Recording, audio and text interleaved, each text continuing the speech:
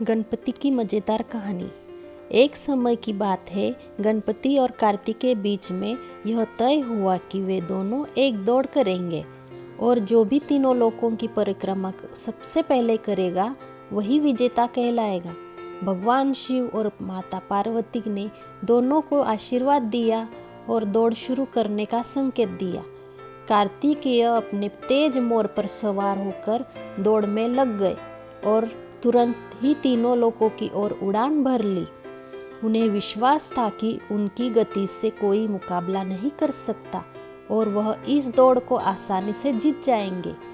वही गणपति जो हाथी के सिर और बड़े शरीर वाले थे, थोड़ा सोच में पड़ गए। उन्होंने महसूस किया कि उनका वाहन चूहा इतना तेज नहीं है कि वह कार्तिकेय से मुकाबला कर सके, लेकिन गणपति बहुत बुद्धिमान थे।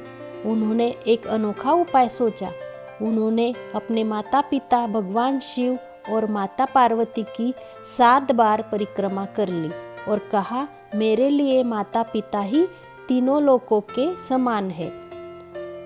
जब कार्तिकेय अपनी पूरी ताकत से दौड़ लगाकर वापस आए तो उन्होंने गणपति जी को आराम से बैठे हुए देखा।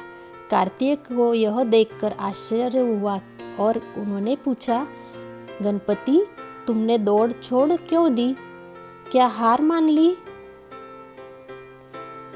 गणपति मुस्कुराए और बोले, भैया, मैंने तो पहले ही दौड़ पूरी कर ली।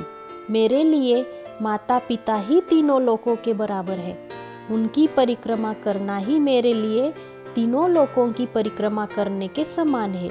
यह सुनकर भगवान शिव और माता पार्वती ने गणपति की बुद्धिमानी पर प्रसन्नता जताई और उन्हें विजेता घोषित कर दिया।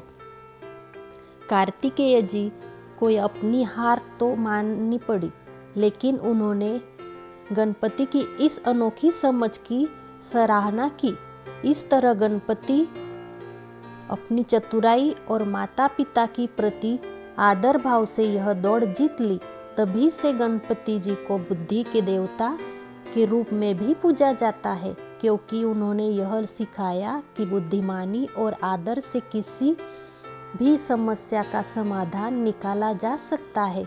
यह मज़ेदार कहानी हमें यह सिखाती है कि कभी कभी ताकत से ज़्यादा बुद्धिमानी काम आती है और माता पिता के सम्मान हमारे जीवन की सबसे बड़ी पूंजी है।